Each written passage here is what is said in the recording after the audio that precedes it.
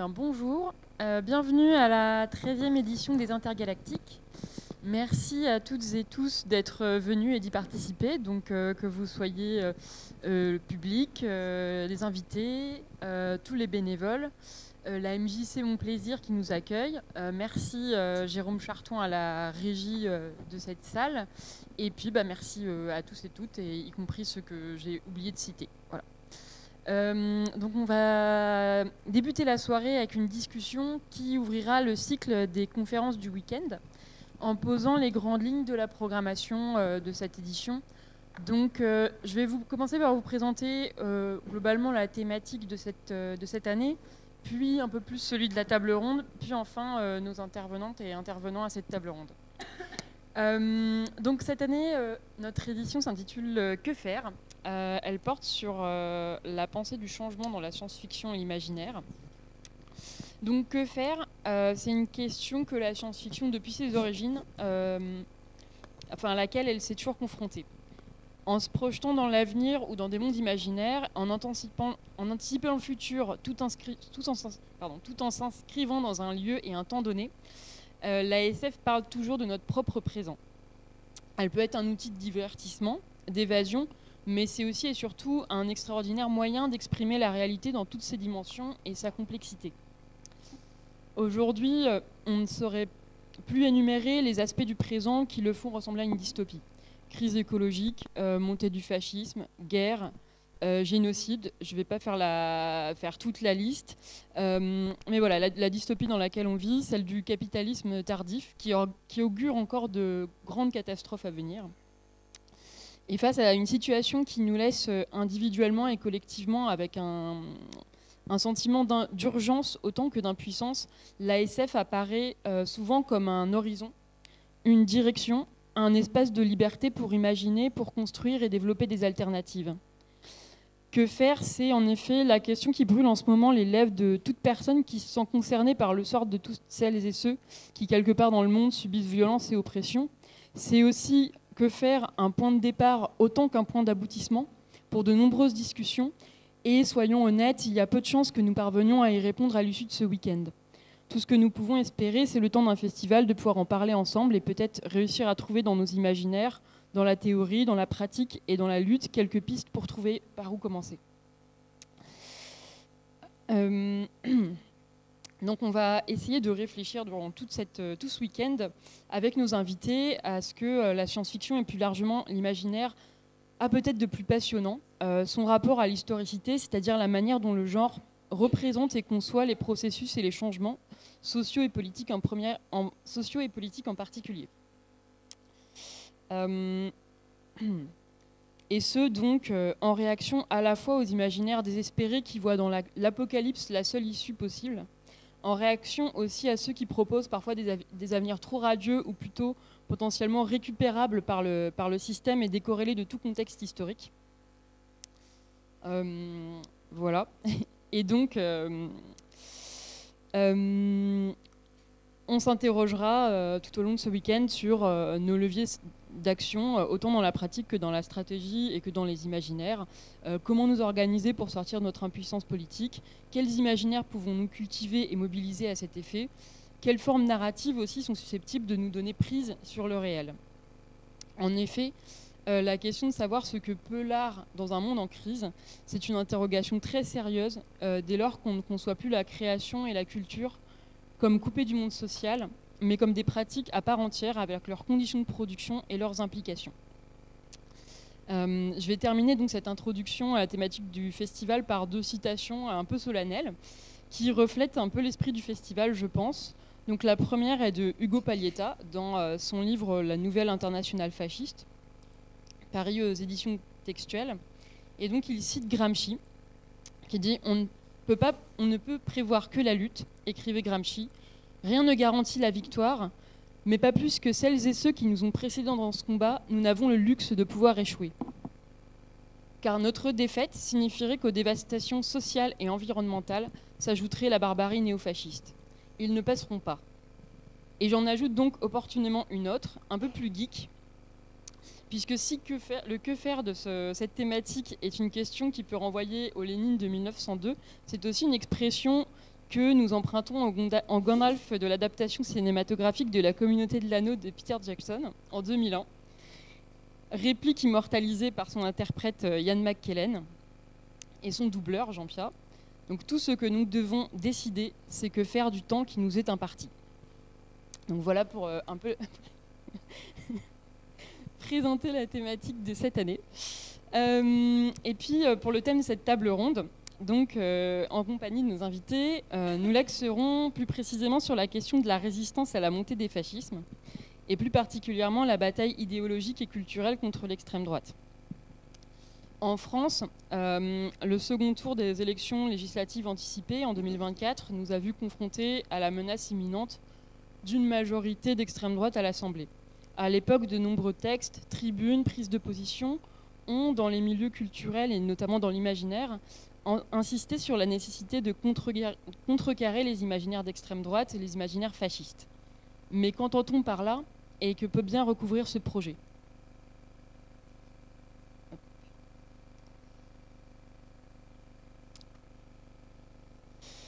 Pour répondre à cette question, on a donc réuni avec nous ce soir plusieurs intervenantes, donc une équipe d'Avengers des intergalactiques, on peut dire,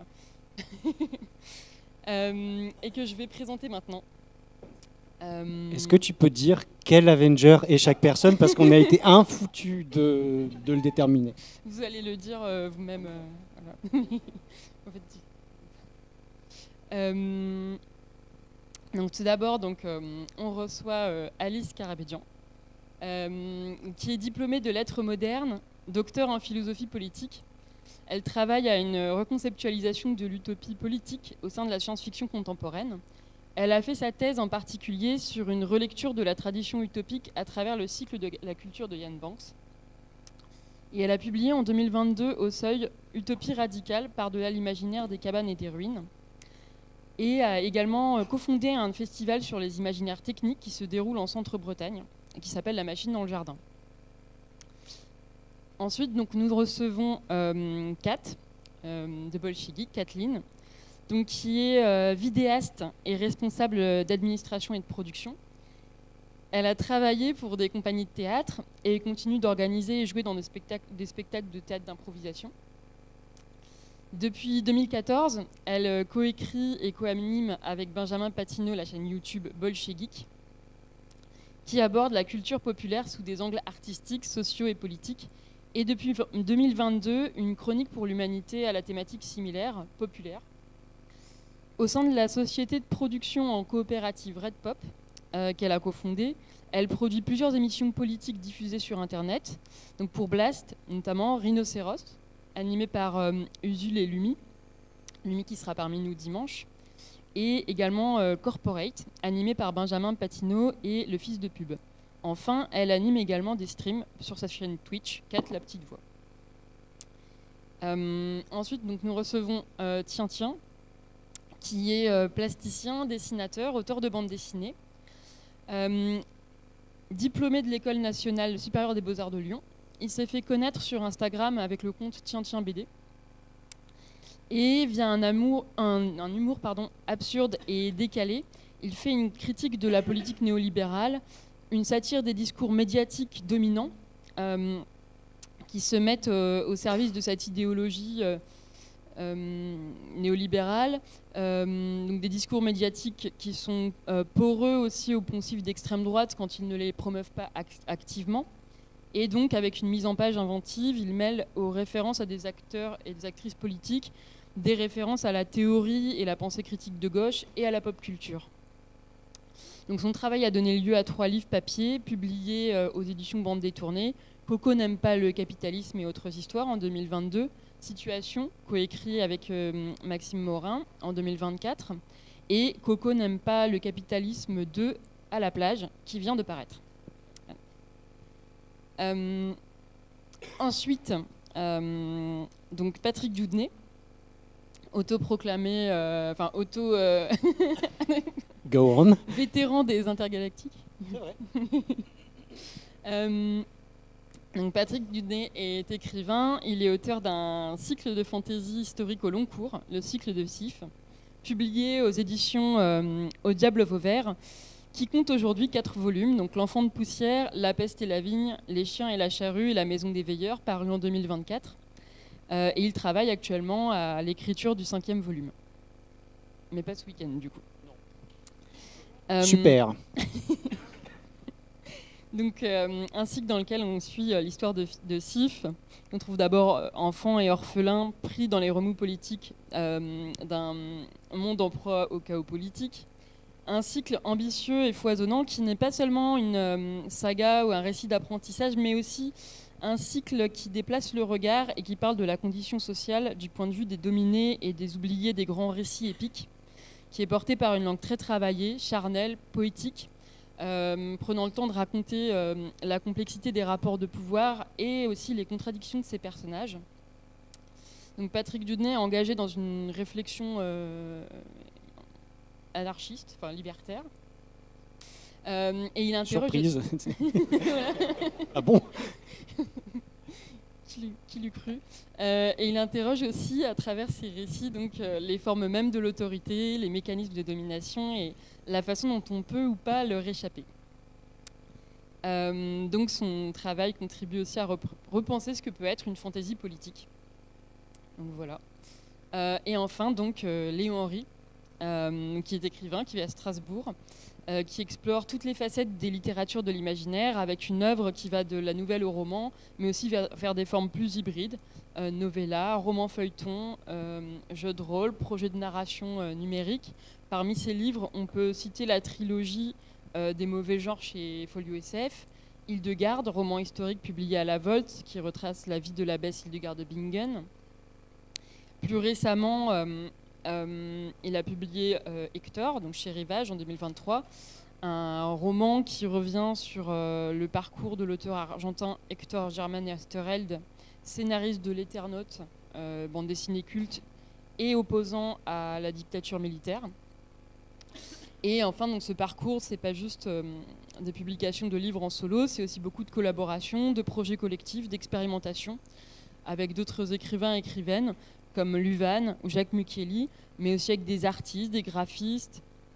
Il a participé à des fanzines, monté sa propre maison d'édition, inventé des formes participatives comme le projet des nouvelles par email, publié sur 10 années, qui a donné lieu au recueil 120, publié à la Volte, ou encore le roman feuilleton de fantaisie construit en famille, 1000 saisons, dont le deuxième volet est paru au Bélial. Il s'appelle L'éveil du Palazzo.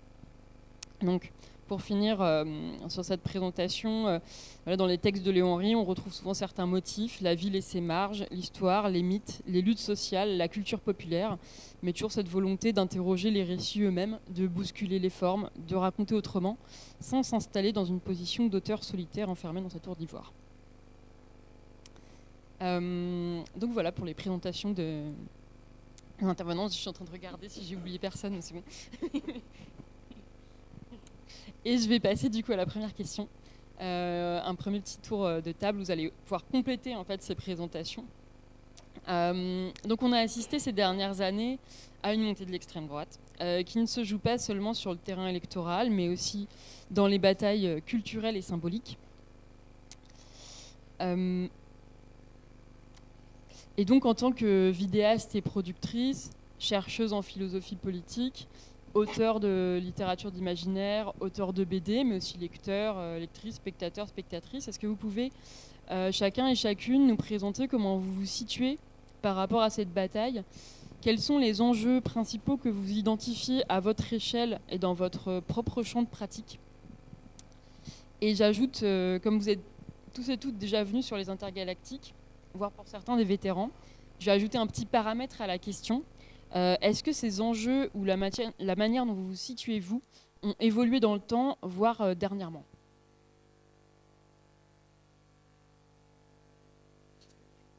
Qui veut se lancer? Donc, Léo a dit qu'il était Captain America, donc...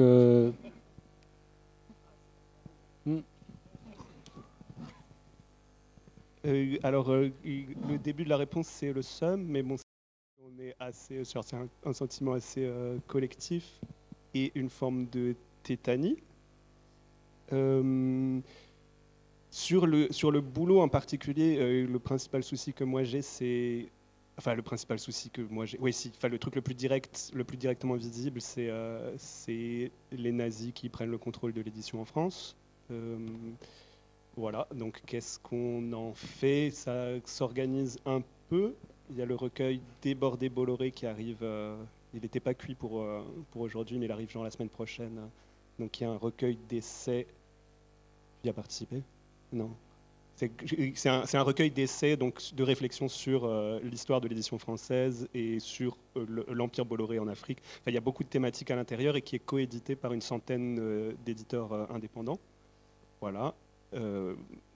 Après, c'est des questions qui se posent partout dans la chaîne du livre et vraisemblablement, enfin, à moins d'aller éditer nos bouquins dans une des très nombreuses maisons de Bolloré, c'est pas une question qui se pose genre directement pour nous. Et puis après, il y a, je pense que moi, j'ai un truc de débordement vraiment sur comment les imaginaires que j'imaginais à moi, et ou en tout cas safe, ou en tout cas partagés par des gens qui me ressemblent, sont aussi en train d'être accaparés, enfin, sont pas en train, ils l'ont toujours été, mais qui sont en train d'être utilisés comme outils narratifs pour imposer un agenda fasciste. Et par rapport à ça, eh ben, ouais, on en reparlera quand je vais poser le micro.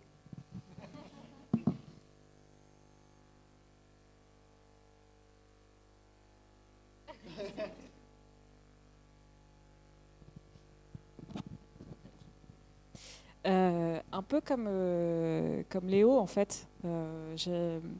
J'élargirais plus qu'au monde de l'édition le problème Bolloré au monde des médias, vu que c'est aussi ma place dans cette table ronde d'en parler, c'est que médias au sens large, hein, incluant évidemment le web, YouTube, etc.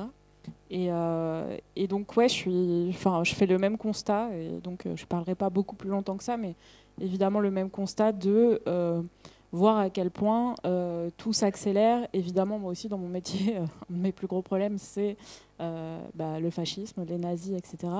La difficulté de tenir face à ça, que ce soit dans les imaginaires, et ça je le vois plutôt côté chaîne bolchevique, etc. Effectivement, comment c'est repris dans plein de narratifs et comment on peut constater ça et que faire, justement, excellent thème de festival face à ça, mais aussi au regard de plein d'autres positions. Je parlais des médias, donc je pense au droit de presse, à l'information de manière générale et à comment les discours trouvent 1 milliard de façons d'être véhiculés pour servir toujours le même agenda et au final avec les mêmes milliardaires derrière qui ont aussi des gros programmes qui incluent de plus en plus justement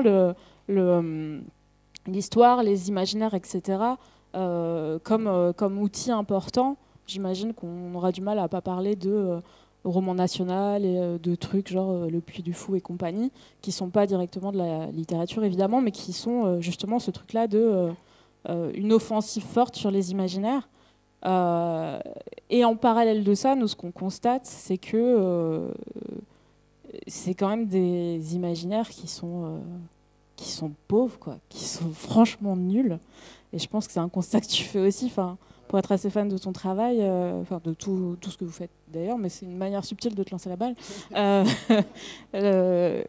Franchement, ça fait pas rêver, quoi. Mais ouais, effectivement, il y a un peu ce constat-là, parce que j'ai l'impression qu'on surinvestit souvent la place de l'auteur et de l'autrice dans la lutte. Mais c'est un peu une idée même conservatrice de se dire qu'il y a le monde des idées qui se battent et la meilleure idée gagne. Et là, on se rend compte justement que non, c'est pas la meilleure idée qui gagne, parce que effectivement, c'est des imaginaires très médiocres qui nous sont proposés. Merci. Et ouais, on peut voir par exemple, je sais pas, la vidéo IA de Musk et Trump sur la rivière à Gaza. Et je suis désolé, je suis très impressionné. Mais ouais, du coup, il y a un truc qui se joue au-delà, je pense, des imaginaires, et c'est plus une question, tu parlais de moyens de production, de comment on crée ces imaginaires, et peut-être que la bataille finalement se passe avant tout ici. Et du coup, la bataille des imaginaires, c'est plus une deuxième étape, quoi. Voilà. Moi, je sais pas trop quoi dire. Enfin, le somme, ça a été vachement dit. Je sais pas à quel point c'est présent vraiment dans mon. Enfin, ça a des influences, je veux dire, directes, moi, dans mon milieu professionnel, entre guillemets, de la littérature, de l'imaginaire en 2000. Enfin, je pense que c'est un peu périphérique. Moi, après, enfin. Moi, mais j'ai toujours eu une activité, enfin j'ai toujours j'ai toujours été antifasciste. Donc le fait d'être auteur ou pas auteur, finalement là-dedans, c'est assez secondaire. Moi, je trouve que quand je suis arrivé, par exemple dans le milieu du noir, un des trucs qui s'est passé un peu au même moment où moi j'investissais le milieu du roman noir, parce que du coup, je ne sais pas si ça figurait pas dans ta peut-être présentation, Anne, mais en gros, avant la fantasy, j'écrivais, on va dire globalement, des romans noirs. Dans ce milieu-là, il est apparu une sorte d'ovni en francophonie. C'est une maison d'édition qui s'appelait Ring, qui a été dirigée par un libertarien appelé David Serra.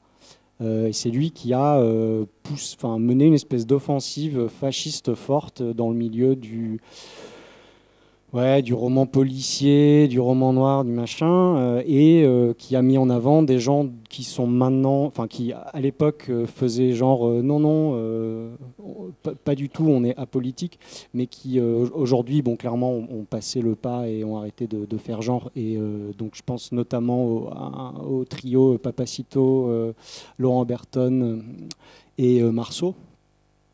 Moi, quand j'ai eu à constater ça, déjà j'ai fait un choix perso qui vaut ce qu'il vaut, mais c'est que du coup, je boycotte les salons où il y a des éditeurs fascistes, point. Donc les salons où, par exemple, un éditeur peut aller et juste payer pour pouvoir être présent et que personne en face dit voilà, l'argent n'a pas de couleur, moi perso, j'y vais pas. Et du coup, ces gens-là, mon passage en fantasy s'est fait en gros à l'aune d'une sorte d'échec avec des camarades avec qui je militais à l'époque, où en gros on essayait de saboter leur entrée littéraire, quoi. Il n'y a pas d'autre façon de le dire. Et on a eu un problème de sécurité sur un de nos groupes. Et en fait, on a fuité. Et donc, deux autres militantes et moi, on s'est retrouvés affichés par les nazis pile poil sur la tournée de sortie de l'Enfant de poussière. Du coup, voilà, c'était hyper rassurant à vivre au moment où mon emploi du temps était affiché H24 sur Internet, de venir par exemple à Lyon. Alors, je sais pas s'il y a mais j'ai toujours eu des camarades qui sont venus pour le coup pour traîner. Et merci si je ne vous vois pas très bien s'il y en a qui sont là dans la salle. Mais voilà. Et bref, et du coup, je ne sais pas trop pourquoi je disais ça. Voilà, c'était mon anecdote. C'était ma fréquentation Enfin, j'essayais de trouver à quel endroit je fréquentais ça. Est-ce que c'est parce que, peut-être, du coup, dès qu'on fait une action de résistance aussi, on se trouve, en gros, de par en utilisant en fait sa parole publique, on se retrouve aussi de facto une cible potentielle, peut-être. Ouais. Après, je disais pas du ça pour me plaindre. Pour le coup, c'est très attendu, quoi. Je veux dire, on est dans comme tu dis, c'est un conflit. L'ennemi est là. Nous, on est ici et il n'y a pas de.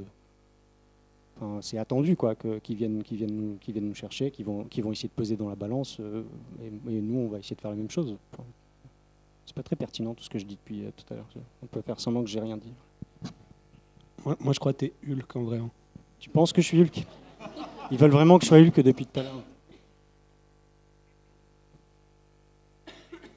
Ouais. Je suis Bruce Banner pour l'instant, c'est ça. Voilà.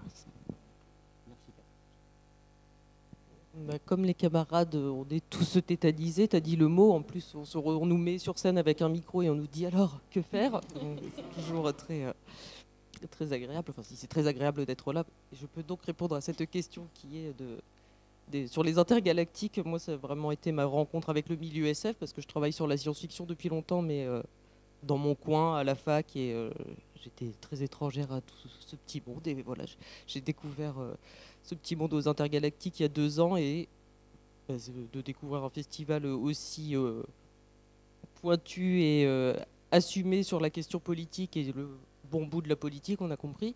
C'était assez rafraîchissant et du coup, il y a 2 ans, j'étais repartie assez revigorée. Donc là, j'arrive un peu tétanisée, mais peut-être que dimanche soir, on aura trouvé la recette et ça ira bien. Après, dans mon champ disciplinaire qui est un peu particulier, vu que je suis une chercheuse indépendante et que je suis plus à l'université maintenant et que je vois les étudiants de temps en temps de loin, parfois ils donnent de l'espoir, parfois pas du tout. Mais là où je trouve ça intéressant, c'est on fait un festival en centre-Bretagne, dans un petit village de 400 habitants, avec Fanny Lopez qui est là et qui intervient aussi ce week-end, sur les imaginaires de la technique, et où on pose ce genre de questions aussi. Et c'est intéressant de faire ça dans un village qui est assez utopique en soi, très refermé, enfin, c'est limite refermé sur lui-même, tellement tout y est merveilleux, et de comment on amène les questions, comment on confronte ces questions avec des personnes qui sont pourtant des alliés politiques, et il n'y a pas de souci, mais la vie étant douce dans ce village-là, on peut avoir tendance à oublier qu'il y a les bombardements et génocides ailleurs, et du coup, on a aussi, je pense, cette volonté d'amener des questions un peu bizarres dans un milieu rural qui est celui des infrastructures électriques, par exemple. Tout le monde s'en fiche, mais en fait, on essaye de faire ça. Voilà, je ne sais pas si ça répond encore une fois trop à la question de que faire, mais voilà ce que je fais. De toute façon, on est là pour élaborer des pistes et puis de table ronde. Et puis je vois qu'on a déjà évoqué des choses qui seront évoquées. Enfin, par exemple, la question de la culture. Voilà, on va la réévoquer ce week-end. Donc,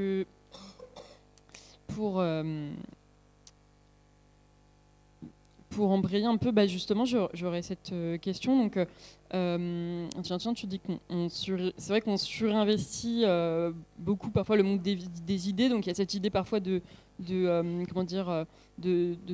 survaloriser le rôle des superstructures par rapport aux infrastructures. Enfin, donc, qui est une vraie question, mais on peut quand même se demander, et notamment peut-être dans la science-fiction et dans l'imaginaire, qu'est-ce que viennent trouver aussi les fascistes, quoi. Enfin, pourquoi est-ce qu'ils vont investir justement ces imaginaires, comme tu le disais, Léon Henry? Quel intérêt en fait peuvent-ils y trouver? Non, monsieur. Ah non, pas forcément. Enfin, c'est quelqu'un d'autre. Moi, je veux bien tenter un truc, Léo. Pour le coup, j'ai écrit mon master un peu là-dessus, enfin, périphériquement, pas spécifiquement sur le fascisme, mais en gros sur la fonction sociale du mythe. Et du coup, en gros, l'idée que les littératures de l'imaginaire sont une excroissance moderne du mythe. Et du coup, en fait, à quoi ça sert? Toute culture émergente, y compris fasciste, a besoin d'avoir une mythologie, quoi. Et du coup, ce qu'on y cherche, c'est ça, c'est un ferment et un ciment culturel. C'est l'endroit où on va élaborer un langage commun, des codes communs, comme dans n'importe quel groupe. Je veux dire, idem, là, nous on fait la même chose. T'as balancé Gandalf tout à l'heure. Je ne sais pas si des fascistes se balanceraient Gandalf, peut-être. Peut-être pas sur cette côte-là, quoi, mais bref. Peut-être plus de Gandalf le Blanc, je sais pas. Lol. Mais ouais, en gros, l'imaginaire sert à ça. Sert à dire d'où on vient, dire qui on est, en fait. C'est beaucoup des récits qui, structurellement, sont des récits des origines, en fait. Voilà, moi, ce que je crois qu'ils cherchent là-dedans. Je suis assez d'accord avec ça. Et je pense qu'il y a un peu ce truc de... pendant longtemps, fallait pas dire qu'on était fasciste. On a un peu écrasé le mouchoir sur ces idées nauséabondes. Et de plus en plus, on a un peu laissé filtrer à plein d'endroits, voilà, je ne vais pas refaire ma réponse de tout à l'heure, mais des manières de laisser penser que c'était en fait finalement de plus en plus OK de le dire. Et à partir de là, ils ont fait « Ah, mais ok, on a le droit de le dire. » Donc, nous aussi, on va se revendiquer des figures, des imaginaires, etc. Et Et ça me fait penser à un truc que disait Benjamin. On a fait une vidéo il y a quelques temps sur une série, enfin des comics, c'est une série qui s'appelle The Boys. Et on parlait de la figure d'un personnage là-dedans qui s'appelle Homelanders. Il faisait le parallèle avec le livre qu'il a écrit, Le Syndrome Magneto, qui est au Diable Vauvert d'ailleurs, comme tes livres, Patrick, qui travaille sur la figure du méchant et de l'antagonisme, de l'antagoniste. Et en fait, il n'y a pas que dans notre camp politique que c'est cool de s'identifier à la figure du méchant, en fait. Si on a décrété que pouvoir s'identifier à la figure du méchant, c'est stylé pour tout le monde, y compris chez les fascistes, en fait. Et je trouve qu'il y a un peu de ça de plus en plus, c'est de se dire, en fait, maintenant, on fait plus semblant de ne pas l'être, de plus en plus, parce qu'on a partout dans le monde des modèles qui nous permettent de le dire. Et du coup, on se revendique de tel truc. Et en fait, maintenant, c'est très ouvert de dire, pour la même raison que moi, personnellement, dans mon camp politique, je vais dire tel personnage de fiction, telle figure, elle est absolument abjecte et détestable. Exactement pour les mêmes raisons, ils vont dire grave cool, en fait. Et juste, il y a juste que maintenant, c'est OK de le dire parce que de toute façon, so what? Qui c'est qui va t'empêcher de le faire? Je pense que c'est aussi ça le truc. Faut arrêter de faire des méchants trop sexy. Non, non, même pas en fait. J'ai pas de réponse à ça sur que faire, mais en fait, pourquoi nous on pourrait se revendiquer de. C'est un peu ça aussi qui est compliqué, c'est que autant, moi demain l'idéologie fasciste disparaît, je peux vous dire que je lève mon verre plusieurs fois, autant pourquoi nous on a le droit de se revendiquer d'imaginaire et pas eux, et effectivement j'arrive à la même question que toi, c'est ouais mais du coup quand on arrive sur les mêmes imaginaires, qu'est-ce qu'on fait quoi? Qu'est-ce qu'on fait quand on arrive en fasciste et moi face à Matrix et qu'on fait grave cool. Sauf que moi, j'ai les réalisatrices de mon côté qui disent non, vas-y, lâche mon DVD, en fait. Plus personne ne tient des DVD, mais vous m'avez compris. Et eux, ils peuvent aussi dire si, en fait, moi, ce film, je vois le truc. Justement, moi, je me demande, du point de vue vraiment précisément des imaginaires, et peut-être encore plus précisément de science-fiction, peut-être que je connais assez mal, mais des imaginaires vraiment fascistes, actuellement, j'ai pas forcément l'impression que ça soit hégémonique dans ce qui est créé, quoi. Et qu'il y a plus une espèce de porosité avec des imaginaires plus néolibéraux, ou je sais pas, enfin. Dans le champ de la création, peut-être que je connais mal, quoi, mais j'ai l'impression que c'est moins frontal que ça, quoi. En fait, il y en a plein, mais qui sont représentés comme des contre-modèles. En fait, c'est assez marrant parce que je pense qu'effectivement, les nazis citent pas Gandalf, mais ils n'ont aucun problème à appeler Palantir leur truc de surveillance généralisée, et l'autre zozo de s'appeler Dark Maga. Et donc, c'est les méchants, en fait, ceux qui étaient présentés comme les méchants qui deviennent les modèles des formes de modèles. Mais je pense, Mais je pense que ça repose sur une mécanique extrêmement logique des imaginaires, c'est-à-dire qu'à partir du moment où on fait de l'art avec l'imagination, on esthétise l'imaginaire. Et à partir du moment où on esthétise, je veux dire, Dark Vador, il a le style, quoi. Et ça participe de son attrait de la méchanceté, mais en même temps, ça crée cette fascination. Et je sais pas, moi j'ai trouvé que c'était un moment vraiment très compliqué de réaliser la récupération de Orwell, La Servante écarlate et je ne sais quoi, comme La Servante écarlate, c'est le dernier truc en date où ils ont dit que les antifas détournaient le sens pour en faire une dystopie. Donc on est assez content de découvrir que. Donc c'est assez déroutant en fait cette lecture qui peut nous paraître genre complètement fautive ou genre ça c'était ça qu'on avait dit qu'il fallait pas faire en fait, donc vous le prenez pas pour un guide, mais je pense que ça ne peut que se produire. Enfin, il y a aussi ce truc là genre l'esthétique cyberpunk, on se dit oh là là ce futur est sombre et tout, mais en même temps c'est quand même super classe d'avoir des lunettes en verre miroir, quoi. Enfin, il y a un truc aussi on voit exactement l'attrait qui est derrière. Et peut-être que là, une solution, c'est de ne jamais décorréler l'imaginaire du réel, en fait, ne pas considérer l'imaginaire comme un escapisme, en fait, comme un monde disjoint du réel. Enfin, l'imaginaire, c'est une des fonctions du réel. L'imaginaire et le réel, c'est exactement la même chose. Et à partir du moment où on dit que c'est autonome, et c'est le principe du mythe, en fait, c'est que c'est autonome et que ça a une valeur en soi, et ben je pense qu'on le vide de sa valeur. Moi, je pense qu'il faut faire des imaginaires matérialistes. Je t'aime, Léo Henry.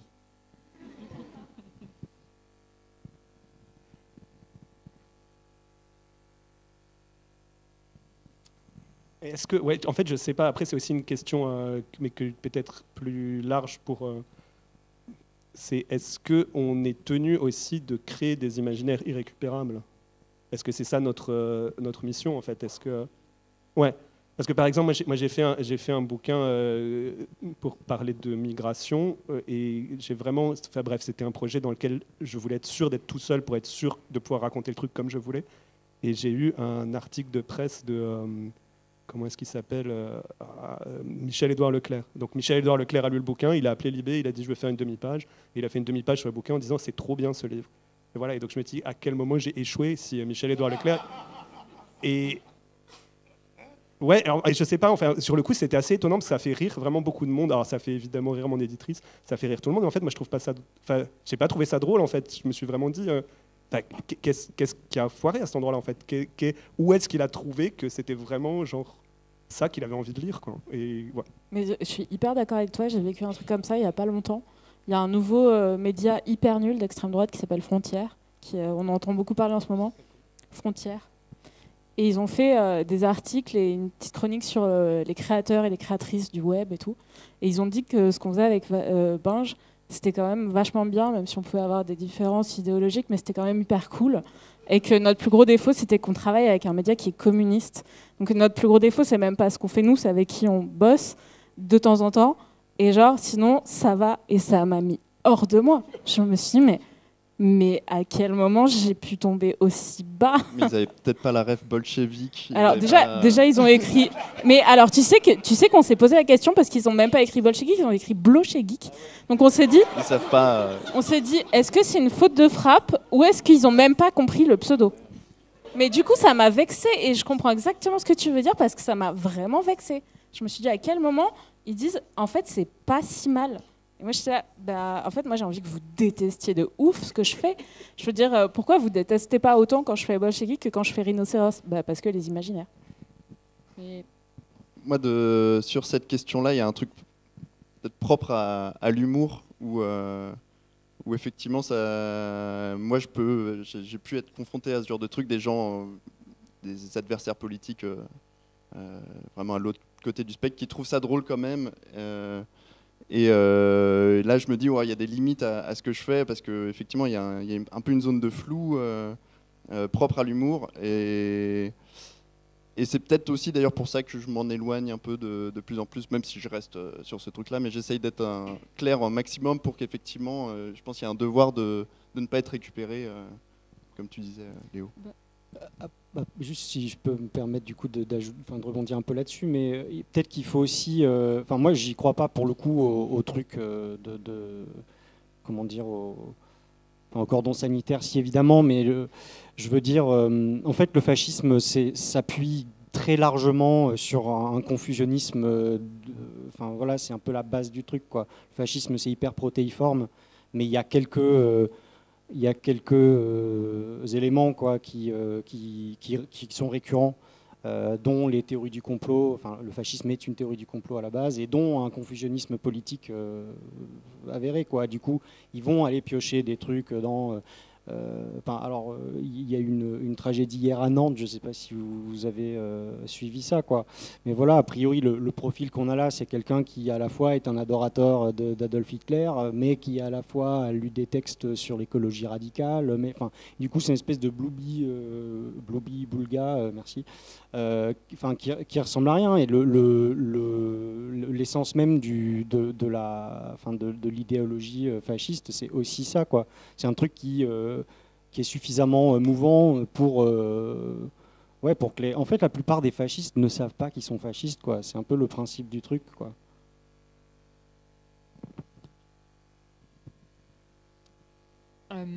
Ah non, j'allais citer à l'appui donc, une interview de China Miéville assez récente où il disait qu'il ne faut pas blâmer la science-fiction pour ses mauvais lecteurs. Donc c'est effectivement une vraie question. Et effectivement, la question des tropes et du fait que donc, l'extrême droite, alors pour certains de ces mouvements très attachés à l'iconographie des années 30, croix gammée, chemise brune, enfin toute cette symbolique, mais effectivement elle peut prendre des formes différentes, aussi bien dans ces déclinaisons intellectuelles, donc il y a des écofascismes, enfin il y a des pensées écofascistes, il y a bien sûr la pensée du libertarianisme et ses avatars contemporains dont on reparlera aussi ce week-end.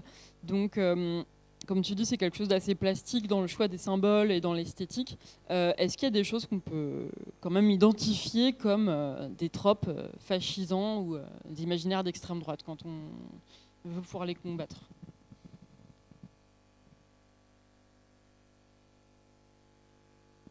La réponse peut être non. Mais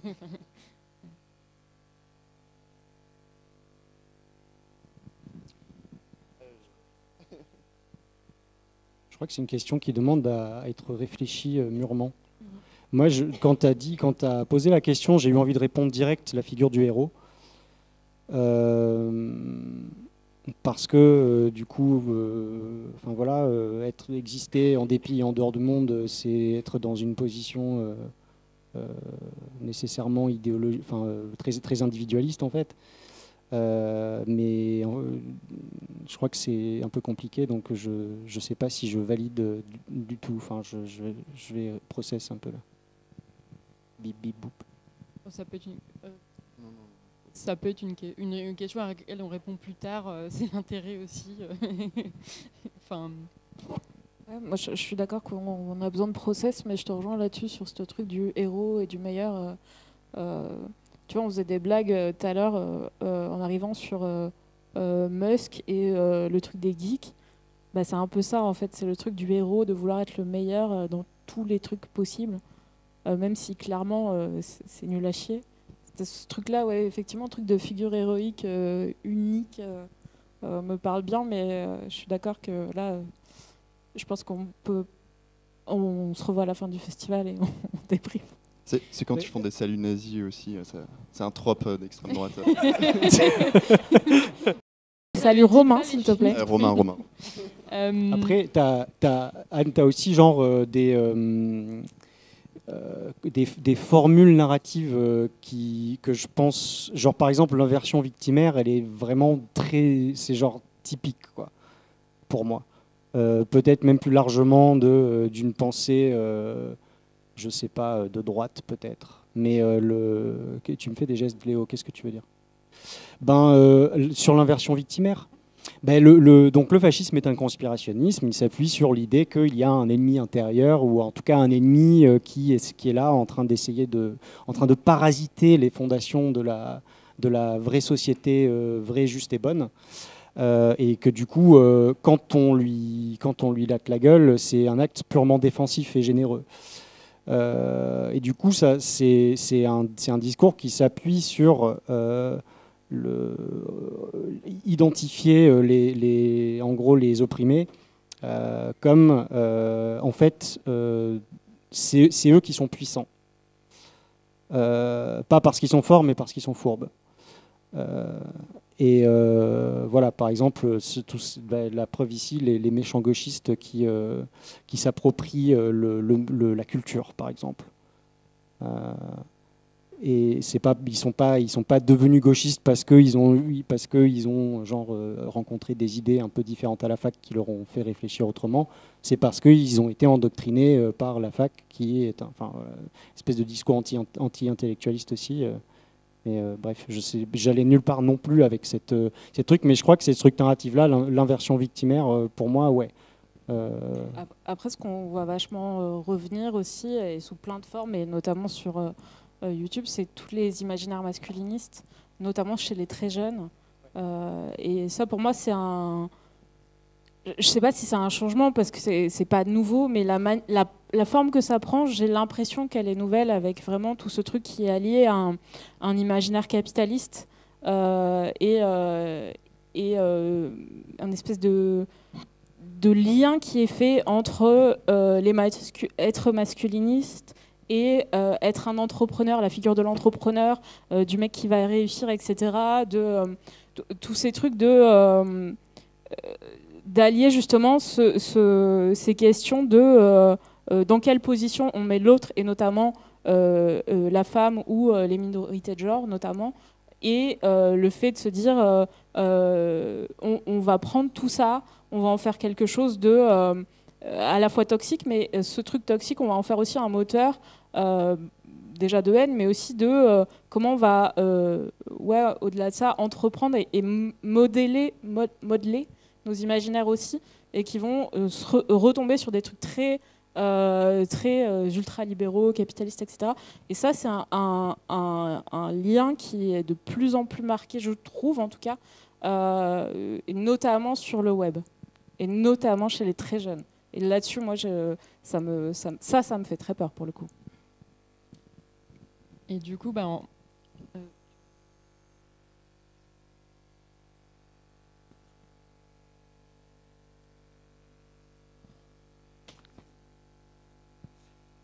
Je vais essayer de récupérer ma pensée. J'ai trop de notes qui fourmillent sous mes yeux.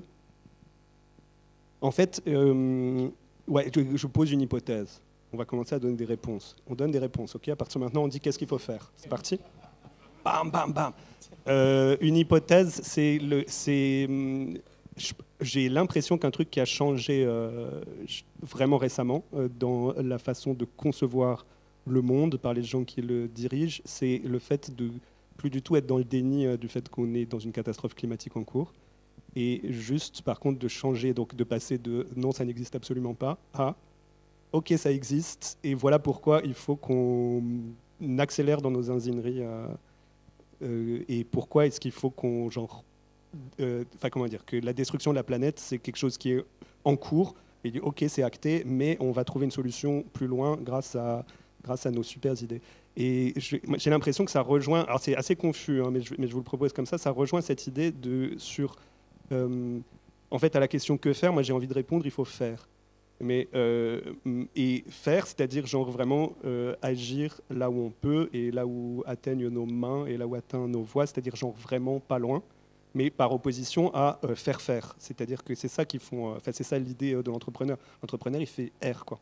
L'entrepreneur, il prend des décisions et il dit c'est ça qui va se produire. Et il a des visions et il dit c'est ça qui va se produire. Et genre, il délègue. En fait, il a le pouvoir. Et le pouvoir, c'est précisément ne pas être obligé de faire. Et tu fais faire par les autres. Et là où je pense que ça rejoint vraiment cette question du masculinisme, c'est que dans la hiérarchie des choses qu'on fait, on a décrété qu'il y avait genre les 2/3 des choses qui sont pas intéressantes en fait, qui sont pas valorisées. Ce qui est intéressant, c'est d'avoir des idées, faire une œuvre, construire une fusée, transformer le monde. Et par contre, ce qui est ranger la chambre, nettoyer la maison, éduquer les enfants, faire en sorte que la planète tienne, c'est pas valorisé parce que c'est massivement le travail gratuit qui est fait par les femmes et qui justifie aussi cette construction-là. Et peut-être que ça, c'est un enjeu genre vraiment majeur, et en particulier pour, là je parle aux garçons dans la salle, c'est un enjeu vraiment majeur de regarder ces choses en fait, et de comment dire, de pas dire que c'est genre, je sais pas comment dire, que ce serait un travail ingrat et laborieux et répétitif, mais que c'est aussi un travail, enfin c'est un travail qui est non seulement nécessaire, mais qui est aussi, je sais pas, qui est émancipateur et qui est beau et qui parce que le fait de continuer à avancer en se disant on va tout détruire derrière nous et OSF, ça fonctionnait tant qu'il y avait des gens qui réparent derrière, quoi. Mais si on atteint un stade où de toute façon plus personne ne répare rien, et oui, voilà. Mais je sais pas, c'est une intuition qu'en fait c'est vraiment l'endroit où ces trucs se rencontrent, quoi, entre le délire de pouvoir des multimilliardaires, le masculinisme, et une espèce de vision qui, pour le coup, emprunte complètement à la science-fiction d'un avenir, mais qui est entièrement mythologique et totalement décorrélé de la matière, et même de ce qui est possible, et même de ce qui est, de ce qui est réaliste ou logique, et se projeter là-dedans parce que juste on a lâché l'affaire, quoi. Enfin, ils ont lâché l'affaire.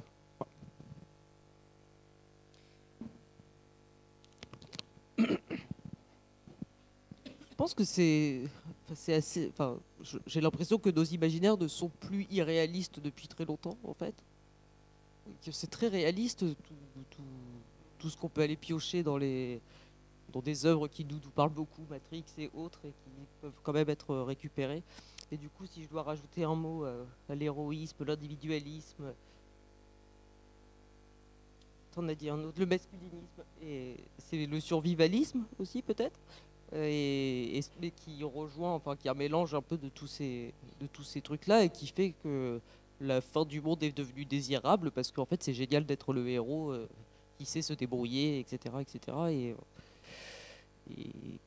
Enfin, je suis pas du tout à l'aise sur cette question du post-apocalyptique, parce que je regardais Walking Dead et j'ai commencé à sombrer moi-même dans le survivalisme en me demandant où est-ce qu'il fallait se réfugier au-dessus d'un McDo parce qu'on était sûr qu'il y aurait toujours à manger, que ça périmerait jamais. Enfin bref, du coup j'ai complètement arrêté cette série parce que ça me rendait folle, mais c'était vraiment la preuve de ces imaginaires, enfin de ces trucs qui peuvent être géniaux pour plein de raisons, mais qui rendent héroïque, acceptable, beau aussi. On parlait d'esthétique. Enfin, ces mondes dévastés. Et du coup, la question, enfin, je pense, de la violence peut-être aussi, et la question de l'esthétisation de la violence, qui peut rebondir un peu sur ce que tu disais, à l'inverse de commencer à esthétiser autre chose que celui qui a la plus grosse et le plus fort, quoi. Du coup, on arrive un peu à la question de justement les imaginaires à développer en riposte. Donc, Léo nous a déjà mis sur la piste avec l'idée d'imaginaire matérialiste, voilà, ancré dans le réel, avec peut-être on pourra développer ce que ça peut impliquer déjà. Et ensuite, justement, à cet égard, et là, je vais d'abord m'adresser peut-être à Alice. On a parlé, voilà, justement de l'esthétisation de la violence, l'esthétisation en fait de la dystopie qui ne devient plus vraiment un repoussoir, mais on en arrive à même plus vraiment un repoussoir ou un épouvantail, mais même clairement quelque chose d'un peu qu'on fait un petit peu, comment dire, qui devient un peu séduisant et voilà. Et du coup, les imaginaires qu'on pourrait créer, cultiver en réponse, il y a cette idée d'imaginaire non normatif, inclusif, plus voilà, sur des valeurs d'écologie, de solidarité, de vivre ensemble, donc ce qui nous ramène vers l'utopie. Et à cet égard, du coup, je me demandais si voilà, l'utopie, il faut encore garder sa dimension d'arme de résistance politique dans un monde où elle peut aussi être récupérée comme quelque chose de lisse et d'un peu marketing en fait, d'une part, et d'autre part, au sujet de cette question voilà, d'imaginaire inclusif, la limite aussi des comment dire, de poser la question en termes de représentativité en fait et de rôle modèle par exemple. Voilà, je ne sais pas si ça vous parle. Peut-être la première partie de la question déjà. Oui, comme sur le fait que de projeter des images positives, inclusives, écologistes, etc., comme tu disais, en soi ça ne suffirait pas. Je réécris peut-être la question, mais je la comprends comme ça et je suis assez d'accord. Je pense qu'on a souvent tendance à oublier la moitié de ce que peut être l'utopie, et qui est quand même la notion de conflit. Et alors conflit, ça ne veut pas dire violence ou génocide, mais c'est quelque chose de profondément politique, et d'abord conflit évidemment avec le réel, mais aussi comment dans une société qu'on pourrait imaginer plutôt bonne, plutôt juste, inclusive, etc., comment on accueillerait encore du conflit dans ce monde-là. Et c'est, je crois, ce dont on a besoin plus. Enfin, on a besoin d'images qui font du bien, parce que voilà, on est tous au fond du trou. Mais je pense que là où la SF peut quelque chose pour l'utopie, c'est justement ramener cette notion de conflit, de transformation, de sortir l'utopie de cette image de quelque chose qui serait figé, et puis c'est bon, on est arrivé à la fin de l'histoire, il n'y a plus rien qui se passe, etc. Non, qu'est-ce que c'est qu'une utopie qui resterait en mouvement? Et ça peut peut-être permettre de répondre à la première partie de la question, qui est face à ce capitalisme bougli-bougla qui récupère tout, peut-être que l'utopie, elle aussi, devrait être un peu plus fluide que l'image qu'on a d'habitude de cette notion ou de cette société. Donc d'imaginer vraiment une utopie qui accueillerait le conflit, qui accueillerait l'altérité, qui continuerait à produire elle-même d'autres utopies. Donc ça, c'est un peu le boulot que j'ai fait à partir du cycle de la culture de Banks. Je ne sais pas si vous connaissez la culture, mais voilà, c'est une société très fluide, qui n'arrête pas de changer, qui n'a pas du tout d'identité fixe, qui n'a pas du tout de roman national, etc. Et évidemment, ça devait arriver. C'est un des romans préférés de Voldemort, dont on ne prononcera plus le nom ce soir, de Musk. Voilà, c'est n'importe quoi. Ce monde est vraiment n'importe quoi. Mais voilà, donc peut-être que une hypothèse pour que l'utopie continue à rester. Enfin, c'est pas une hypothèse, c'est ce que je pense. C'est de faire en sorte que l'utopie garde du conflit et ça lui permet, gardant du conflit, ça lui permet elle aussi d'être encore mouvante et comment dire, sujette elle-même à la transformation, etc. Et que ça peut être un moyen, un mot que j'aime beaucoup, c'est l'adaptation. Comment on s'adapte aux situations, comment on fait et comment l'utopie s'adapterait face à un truc qui aurait tendance à tout pouvoir, à toujours pouvoir récupérer. Voilà.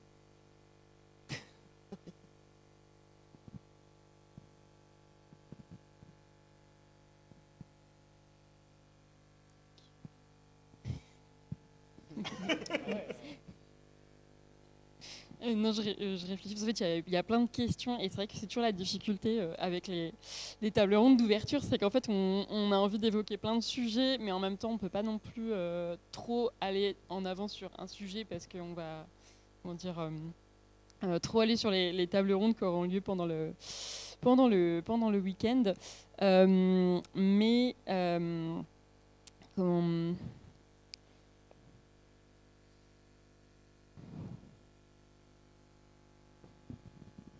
Du coup, pendant que tu réfléchis, est-ce que je peux proposer un truc à Que faire qui va être excessivement désagréable, j'annonce. Mais moi, je pense que tous ces mecs-là et leurs imaginaires, leurs pensées, ce qu'on ne fait pas assez, notamment dans notre camp politique, c'est les lire, en fait. Et je sais que ça a l'air con comme ça, mais en fait, on ne les lit pas alors qu'ils ont aussi, eux, une littérature de qu'est-ce que c'est leur rêve, leur pensée et tout. Et je pense que ça nous préserve un peu une partie du restant de notre santé mentale déjà bien attaquée, mais ça nous empêche aussi d'avoir parfois un miroir vraiment efficace de leur médiocrité, en fait, et de la pauvreté de leurs pensées, de leurs imaginaires. Et dans Que faire, dans une partie moins agréable que faire de la littérature matérialiste, je pense vraiment qu'il faut les lire et qu'il faut les regarder. Et que ça ne sera vraiment pas une partie de plaisir, mais je pense qu'il faut le faire. Moi, ça fait partie des raisons pour lesquelles on fait Rhinocéros, le programme que tu citais en introduction. Mais en fait, c'est ça aussi, c'est faire de la veille et les regarder et dire à tout le monde, mais, vraiment, vous êtes médiocre, en fait. Et juste, je suis d'accord avec toi que la plupart des gens qui adhèrent à ces imaginaires ne se rendent pas compte en fait, qu'ils sont fascistes ou en train de le devenir.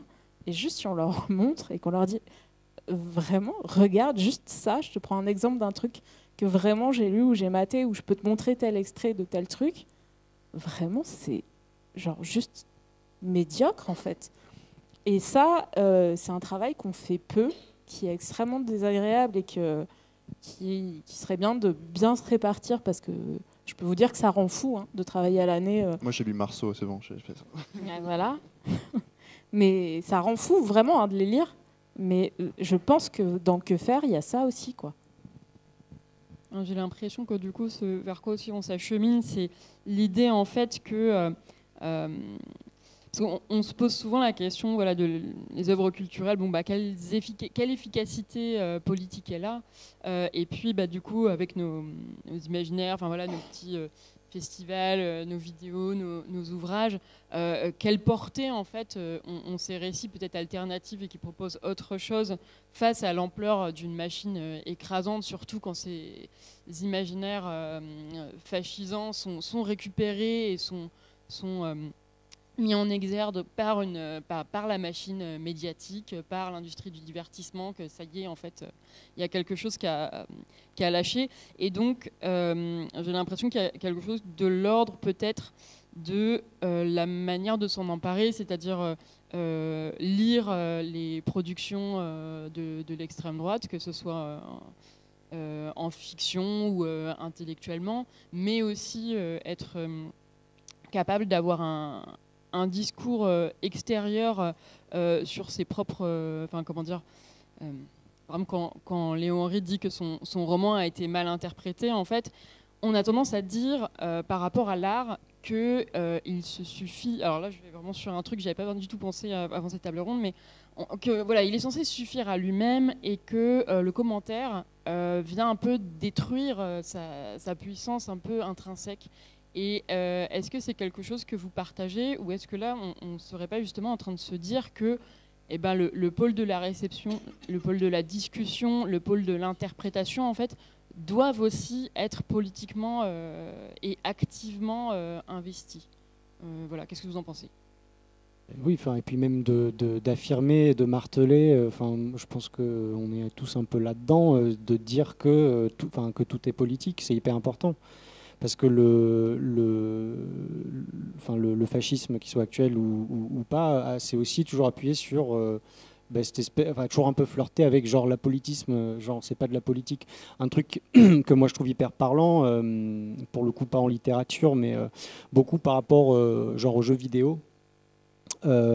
C'est cette réaction qu'il va y avoir chez les fascistes qui s'ignorent sur Internet dès que, je sais pas, une licence va par exemple intégrer un curseur pour pouvoir choisir son genre, par exemple. Et leur réaction, c'est évidemment c'est woke, c'est machin, c'est ce qu'on veut, mais ce qu'ils disent, c'est ça y est, ils ont, je vais le dire en anglais, they made it political. Et genre parce que, bref, et du coup, tout ça pour dire, pour moi, c'est hyper important que, évidemment, oui, pour nous, de produire des contre-récits, des textes, etc. Mais pour moi, c'est aussi hyper important de dire que un récit apolitique n'existe pas. En fait, qu'on ne fait pas du divertissement et que personne ne fait du divertissement, que tous les récits, tous, participent à normaliser quelque chose. Et que les gens qui te disent l'inverse, les gens qui prétendent, comme Marceau par exemple l'a fait pendant très longtemps, faire du simple divertissement ou juste haha c'est drôle, en fait non, c'est faux, ils te mentent, soit ils s'ignorent eux-mêmes, soit ils te mentent par intérêt. Voilà. Et ça, je pense que c'est un truc qu'il faut vraiment marteler autour dans la périphérie de sa créativité.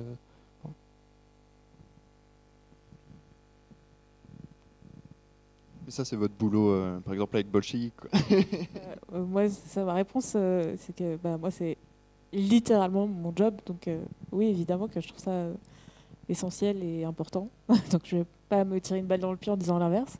Mais, voilà, j'ai pas plus à dire que l'étendue complète de mon travail et de l'analyse et de essayer de comprendre et d'analyser et de proposer des regards sur les œuvres et de rappeler, tu t'en parlais, que certes, les conditions sont telles que, les conditions de production des œuvres sont telles que, il n'empêche que systématiquement les œuvres sont faites par des gens qui sont des travailleurs et des travailleuses et que, indépendamment quand même de l'énorme machine capitaliste et fasciste souvent qui possède ces industries-là, c'est une part de ces gens-là qui est quand même dans les œuvres qu'on va, on va dire, consommer. Et que ça, il ne faut pas l'oublier aussi. Et que dans un jeu vidéo ou dans un livre, etc., il y a plein de gens, à un moment donné de l'étape de création de ce truc-là, qui sont des travailleurs et des travailleuses, qui ont des choses à dire et qui ne sont pas forcément dans un moule idéologique fasciste. Et que c'est ces trucs-là qu'on va aussi aller choper, aller regarder et que oui, on peut vraiment trouver ces espaces-là encore et se les aménager encore. Après, un des paradoxes, j'ai l'impression, mais peut-être que je me trompe depuis le début, c'est qu'on a l'impression de parler je pense, d'œuvres qui ne sont pas marquées idéologiquement du côté fasciste. À la base, on va parler des Avengers ou Matrix, mais qui pourtant inspirent des idéologies fascistes. Et c'est là où, oui, pour moi, la question de est-ce qu'on doit être responsable du discours qu'on fait, est-ce que moi, franchement, cet hiver, j'étais un peu désespérée et je me suis demandé, j'ai pas du tout le même job que toi, mais quand même un peu d'analyser des œuvres de science-fiction et de me dire, mais à quoi bon essayer de faire dire autre chose que ce que ces œuvres disent déjà, mais disent à la manière qu'elles le disent, c'est-à-dire avec les outils de la littérature, etc. Et je me suis posé la question, quoi, vraiment de est-ce que, que peut l'imaginaire, qu'est-ce qu'on en fait après avoir quand même écrit un bouquin qui disait faut pousser les imaginaires au plus loin possible, qu'importe si ça semble irréaliste, etc., etc. Cet hiver, j'étais quand même je sais pas. Ouais, moi je maintiens ma pensée que ils vont piocher dans ces œuvres, dans plein d'œuvres qu'on aime, parce que juste ils sont pas capables d'en faire des biens. Si on prend les têtes, genre les sommets de ce genre de pensée, juste regardez la gueule de Méta. Je suis désolée, mais en plus d'être nul, c'est juste moche. Voilà, les goûts, les couleurs, tout ça, on s'entend. Mais je veux dire, à un moment donné, je suis franchement, sincèrement pas sûre, peut-être pas ma main à couper, mais que aucun d'entre eux n'est capable d'écrire, que ce soit Utopie radicale, Situation ou qu'importe. Vraiment pas, quoi.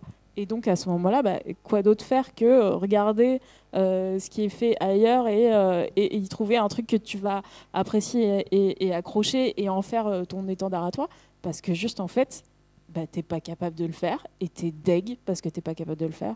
C'est une partie de la réponse, évidemment que c'est pas vrai pour tout le champ, mais il y a quand même ça qui, moi je trouve, se dégage, et notamment dans la création audiovisuelle et Internet, est un point que je connais mieux forcément, mais vraiment je le pense, quoi.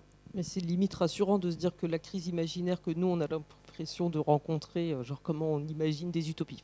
Je sais pas si tout le monde se pose cette question, mais comment on imagine d'autres mondes, etc., etc. En tout cas, un monde plus juste, c'est quand même compliqué d'écrire des utopies, etc., etc. Bref, je trouve que c'est assez rassurant de finalement se dire qu'en face, ils ont une crise imaginaire qui est assez visible aussi. Comme tu le dis, quoi. Ils sont pas. Pour moi, vraiment, si on devait schématiser de manière très caricaturale, c'est t'es pas capable de produire cet imaginaire-là parce que t'es médiocre, mais t'as de la thune. Et en fait, tu vas choper dans ces imaginaires-là les trucs que nous, on dit, franchement, abusez, on fait pas ça, venez. Et ceux qui ont de la thune, en fait, juste, ils vont récupérer ça, ils vont dire, c'est une grave bonne idée, et vas-y, je le fais. Mais en fait, ça, voilà, je pense que je passe trop de temps avec Benjamin, mais pour moi, ça, c'est Jurassic Park. C'est vraiment, tout le monde a dit, venez, c'est une idée de merde. Mais ouais, non, mais en fait c'est vrai. C'est une idée de merde. Venez, on refait pas des dinosaures. C'est quand même un problème. Et il y a un mec qui a trop de thunes, qui a trop de temps libre. Et il fait, vas-y, j'ai grave de thunes, je vais faire des dinosaures. Et on va voir, ça va être quand même vachement bien. Je fais des blagues, mais c'est un peu ça le problème, à mon sens. C'est que vous n'êtes pas capable de faire des trucs bien. Vous voyez des trucs et vous faites, ça a l'air quand même vachement bien. Alors que nous, on fait, ça a l'air quand même vachement fasciste. Et derrière, vous mettez des millions pour le faire. Voilà. Et la carte, le problème, c'est le capitalisme a été joué. Vraiment, nous sommes les clichés de nous-mêmes. Ouais, mais Anne l'avait fait dès l'intro, donc j'ai bien vu qu'elle avait mis le capitalisme déjà directos. Après, je sais pas, moi, je suis pas méga optimiste, mais peut-être c'est pas là-dessus qu'il faut que j'embraye, mais sur ce truc, c'est que certes, il y a une marge, il y a une marge de manœuvre, il y a une marge de liberté dans l'interprétation des textes, et c'est cette marge de manœuvre qui peut être investie dans le discours sur le discours par des gens qui ne sont pas des camarades, objectivement. Le truc, c'est que, déborder Bolloré, Bolloré, il a commencé par acheter les gens qui tiennent le discours sur le discours, et puis maintenant, il achète le discours tout court. Et puis après, on a le stade suivant avec Trump qui fait disparaître les bouquins, quoi. Donc il y a aussi ce truc-là, c'est genre, il y a des imaginaires récupérables, les imaginaires irrécupérables, on les passe à la trappe. Et il y a aussi un truc sur, genre, qu'est-ce qu'on referme, quoi. Et on le referme dans la culture, mais je pense que c'est genre encore un gros cran plus dramatique sur tout ce qui est recherche et tout ce qui est et ça, c'est l'alliance d'une idéologie, de moyens financiers et aussi vraiment de moyens politiques, là, pour le coup, de s'octroyer des pouvoirs politiques. Donc, je ne sais pas si on va... Ouais. J'ai encore des trucs, des solutions. Je peux proposer des solutions, quoi. J'avais proposé... Il y a un truc, je ne sais pas d'où ça vient, je pense que c'est les religieux états-uniens, ils ont ce truc sur qu'est-ce que ferait bébé Jésus quand on se pose une question sur ce qu'on devrait faire. Donc ce que je vous propose, c'est d'adopter qu'est-ce que ferait l'IA, et on fait exactement l'inverse tout le temps. Voilà, c'est un truc un mode de vie. Voilà. Par exemple, l'IA, les LLM, ils font des choses statistiquement prévisibles. Donc peut-être qu'il faudrait commencer à faire des choses vraiment imprévisibles, plus faire des trucs chelous ou des trucs bizarres. Donc ça, j'ai assez conscience que que plus on est privilégié, plus on a la possibilité de faire des trucs bizarres, mais genre, voilà, si on a un privilège quelque part, on peut l'utiliser pour faire des trucs chelous. Et l'autre truc que fait l'IA, c'est qu'elle dit de la merde, mais de façon méga assertive. Voilà. Donc peut-être qu'on peut commencer à dire des trucs, essayer de dire des trucs pas trop merdiques et pas être sûr, quoi. Ça, c'est voilà. Et éventuellement, le dernier truc que fait l'IA, c'est qu'il pille les communs et ne cite jamais ce qu'il est en train de faire. Donc ça peut être pas mal aussi de dire. Voilà. Ça, c'est une idée que j'ai piquée sur Internet. Je suis pas sûr qu'elle soit ouf, quoi. Poisson. Ouais, moi, dans le que faire, et plus dans mon domaine d'activité spécifique, et de faire des trucs bizarres, pour rebondir là-dessus. Et justement, sur ce que je disais, sur l'aspect flou de l'humour, parfois cette zone un peu grise où on ne sait pas trop quel degré prendre. Je pense que du coup, l'humour a peut-être un rôle d'ouverture de la fenêtre d'Overton, quoi, ou peut-être en général les imaginaires en général, mais plus particulièrement l'humour, où on peut dire bah c'est une blague, quoi, mais on peut quand même dire des dingueries ou des choses qui vont beaucoup plus loin que ce qui est acceptable, on va dire dans le champ politique classique. J'en sais rien, un chef de parti pourra pas dire, mais tout à coup aller, mais c'est un peu ce que tu disais, aller très loin dans les imaginaires et même des choses irréalisables, et même dire ouais par exemple, j'ai fait une blague sur Luigi Mangione. Donc voilà, on va pas dire que c'est super de tuer des gens dans la rue comme ça, mais tout à coup faire une blague et juste émettre une idée que, enfin voilà, rentrer ça dans le champ politique par l'humour. Je trouve que c'est un des trucs moi que j'explore en ce moment. Disons qu'il y a une forme de décalage dans les mondes imaginaires en fait, dont on parle beaucoup forcément sur ce festival, mais c'est vrai que l'humour et alors j'enfonce des portes ouvertes, mais une autre forme de décalage, mais à un autre degré. Et du coup, effectivement, c'est pas la même zone grise, mais c'est pas non plus forcément la même zone d'action. Il y a peut-être quelque chose d'encore plus direct à investir. Enfin, je sais pas si c'est ce que tu veux dire. Ouais, carrément. Ouais. Donc là, on est en train de répondre tous à la question que faire, en fait. C'est ça qui est en train de se passer. Okay. Moi, j'ai des trucs. J'ai quelques petits trucs. Je veux bien faire comme... ouais. Alors, j'ai deux trucs auxquels je pense comme ça. Mon premier truc, c'est la vaisselle. Et genre, je dis pas ça... genre, c'est vraiment vrai. Moi, c'est mon go-to. Genre, j'ai plein de gens qui m'écrivent pour me dire « Oh là là !» Enfin, tout ça, là vraiment... tout part à volo, j'ai envie de m'investir en politique, mais je ne sais pas comment faire. Et moi, le truc de base, parce que c'est ce que je fais moi, c'est que je vais faire la vaisselle. Tu as un collectif à côté de chez toi qui prépare des repas, tu as une cantine, je ne sais pas, tu as une asso. En fait, parce que tout ça part aussi de et s'appuie sur, se nourrit de la désintégration, de l'atomisation sociale. Et donc, un des trucs de base, c'est refaire du lien social. Et ça passe par les trucs, comme disait Léo tout à l'heure, hyper basiques sur le faire. Et genre, faire la vaisselle, c'est simple en fait. Quasiment tout le monde peut faire la vaisselle. Et donc, si tu ne sais pas quoi faire, tu regardes sur Internet, tu sors, tu vas au lieu collectif où il se passe un truc et tu proposes de faire la vaisselle. Et tu verras qu'à partir de là, il se passera plein de trucs qui t'échapperont complètement, mais c'est genre le premier truc. Moi, c'est ce que je fais. Voilà. Et un autre truc auquel je pensais, c'est ce qu'il faut que faire, essayer de comprendre ce qu'il y a en face. Donc on a un peu effleuré ça. Moi je vais faire une recommandation du coup. Il y a une chaîne très très chouette, une chaîne YouTube qui s'appelle The Alt-Right Playbook, qui a été traduit intégralement, dont les vidéos ont été intégralement traduites en français. Donc je sais, pour le coup, je suis incapable de vous dire comment ça s'appelle en français, mais bon bref. C'est fait par, c'est une chaîne qui s'appelle Innuendo Studios. Et c'est une chaîne qui est dédiée en grande partie à la déconstruction de la rhétorique fasciste, notamment fasciste américaine, mais bon, voilà, ça s'appuie. Enfin, bref, tout ça se parle. Et donc ça, je vous recommande très, très, très vivement sur comment les fascistes convainquent, et en fait, c'est quoi, comment est formée leur pensée, quoi. Voilà. Eh ben, je pense qu'on a déjà pas mal de pistes et de réponses. On a évoqué plein de sujets. Je suis désolée si parfois c'était un peu déstructuré, mais merci beaucoup pour vos participations. Je suis pas sûre.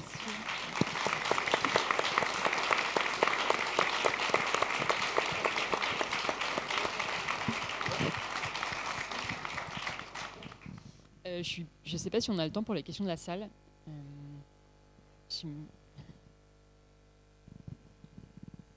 Par ailleurs, on a dit que c'était comme ça qu'on pouvait résister, hein, en étant un peu déstructuré. Oui, c'est vrai.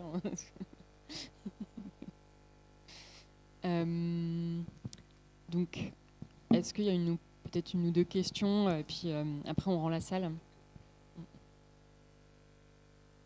Oui, ou des réponses.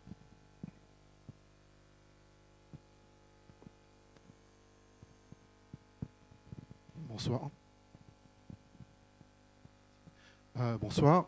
En fait, à un moment, vous parliez de rôle modèle.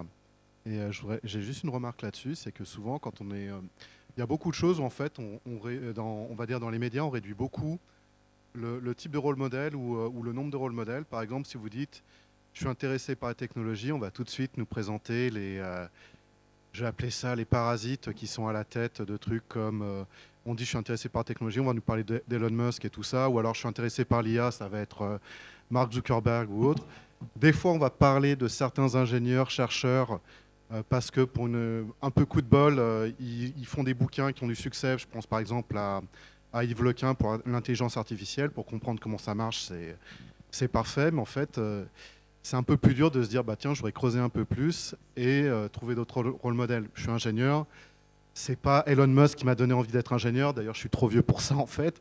Mais c'est pas les équivalents de mon époque non plus qui m'ont donné envie. C'était plus des gens qui faisaient des choses, qui cherchaient, qui trouvaient, qui des fois se plantaient. Et puis voilà. Mais c'est aussi peut-être par là qu'il faut... Quand on dit comprendre le monde, c'est peut-être aussi trouver des gens qui peuvent l'expliquer, tout simplement. Hein. Ah, mais je dis pas que c'est suffisant. Hein, mais c'est un début.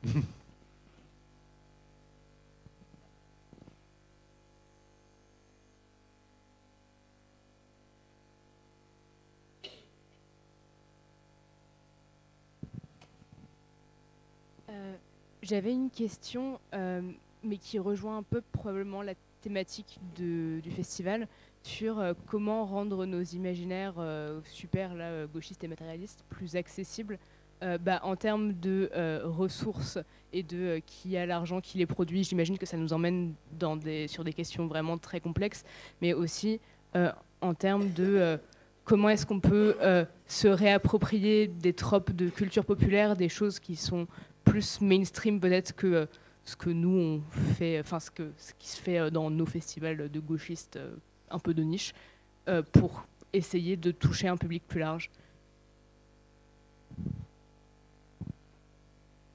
Comment ne pas prêcher qu'aux convaincus, en quelque sorte? Je me sens regardée. Je sais pas. J'ai pas la réponse à ta question. Parce que même en étant présent sur le web, dans des médias, etc., on se rend compte qu'on est quand même dans nos bulles, qu'on le veuille ou non. Donc, comment on perce vraiment la bulle? J'ai pas la réponse à cette question. Comment ne pas être un gauchiste chiant? Je n'ai pas la réponse à cette question. Mais peut-être une des réponses à cette question, c'est la question du...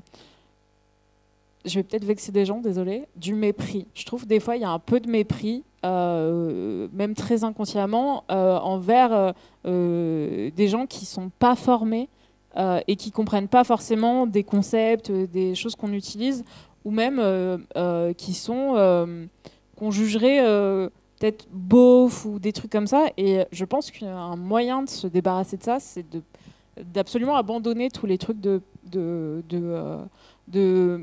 disputes intermilitantes, de pureté militante, et de garder ça sur les cercles vraiment entre nous et d'avoir des questions, etc. C'est hyper important, évidemment, je dis pas le contraire. Mais de se dire, bah, en fait, oui, venez, on discute avec tout le monde et tout le monde est le bienvenu et on essaye de pas mettre des préjugés sur, j'en sais rien, les figures qu'on va retrouver même parfois caricaturées dans le discours politique, genre c'est Karine, elle fait des tartes au rond-point de Auchan, machin. Bah, Karine, ça se trouve, elle a lu tout le cycle de Sif. On ne sait pas ce qu'elle lit, Karine, finalement. Donc il y a ça aussi, quoi. Pour moi, c'est une micro-piste que j'envisage, c'est voilà, pas de mépris.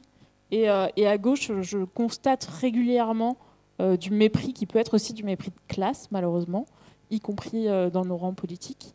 Mais au-delà de ça, l'effet de bulle, il est hyper fort et il est encore plus favorisé par nos algorithmes. Si vous êtes sur les réseaux sociaux, vous imaginez, je pense que vous savez comment ça marche, et qu'on est abreuvé d'un contenu que l'algorithme estime va nous plaire pour qu'on reste sur ces plateformes-là. Donc briser les effets de bulle, c'est de base compliqué, et c'est encore plus compliqué dans les mécanismes dans lesquels, en tout cas, moi, je travaille. Donc j'ai pas plus de réponses que ça. Moi, je n'ai pas plus de réponses que ça, parce que je pense que c'est bien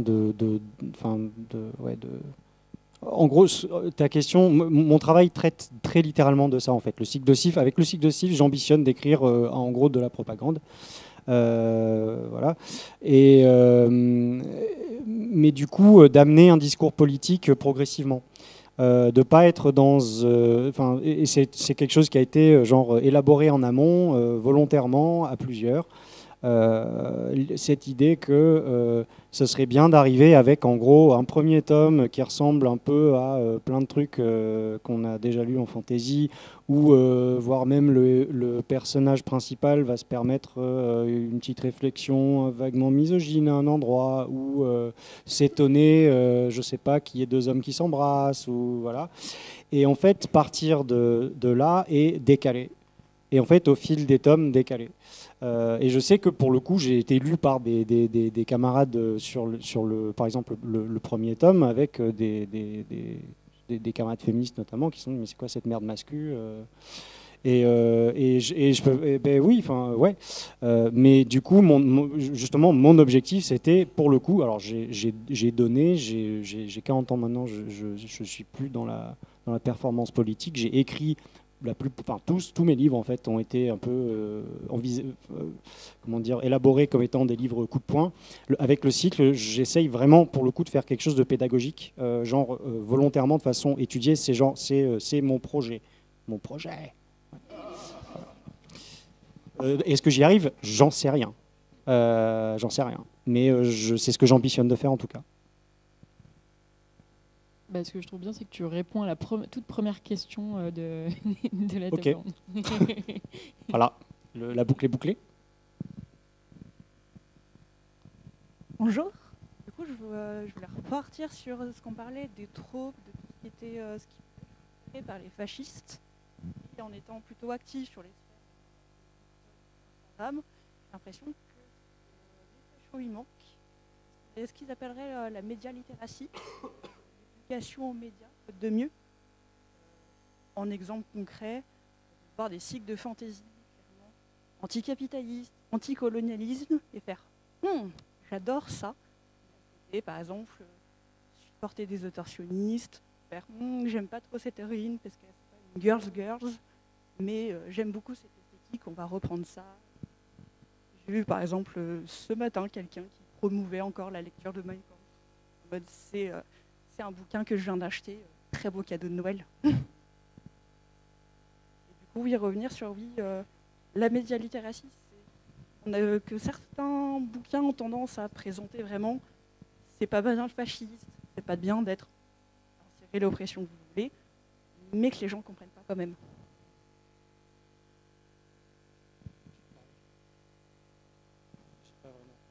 En fait, c'est que du coup, tu parlais dans le micro un peu à moitié et je suis sourd de cette oreille. J'ai pas du tout, enfin, je sais pas, ouais, j'ai pas compris vraiment ce que tu disais. Je suis désolé.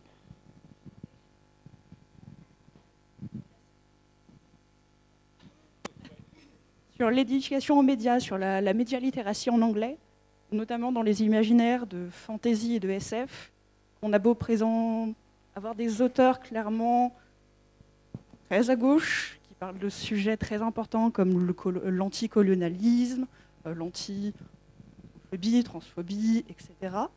Et que pas mal de gens de droite, d'extrême droite, ont tendance à lire ces œuvres et à comprendre le contexte, à pas comprendre que tout est politique et que lire des livres, c'est politique.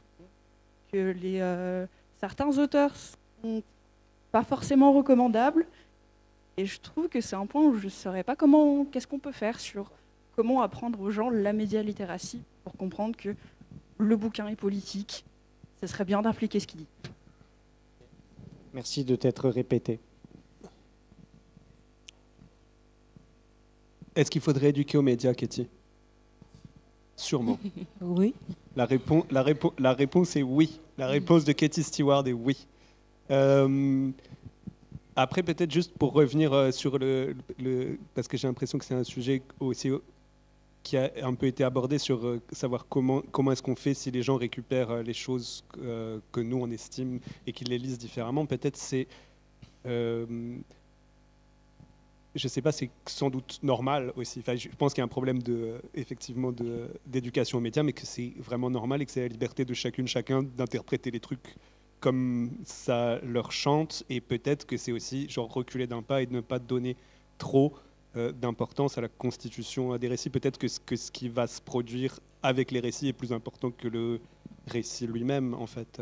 Peut-être que, je sais pas comment dire, peut-être que, enfin certainement, on sait par exemple que Matrix a jamais été conçu comme un truc complotiste, parce que les réalisatrices l'ont dit et qu'elles ont fait Matrix 4, et en même temps le fait que tous les complotistes kiffent Matrix, ça montre bien que ce qui se joue dans la réception est totalement indépendant, enfin est totalement incontrôlable, et peut-être que c'est ok aussi en fait que les récits soient pas, parce que peut-être qu'ils sont pas, enfin, peut-être que c'est pas si tant ça qui importe que.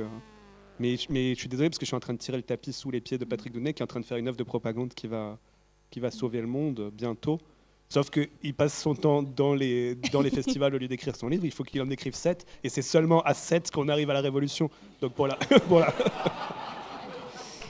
Tout est vrai. Bah, c'était le mot de la fin. Merci beaucoup, merci à tous.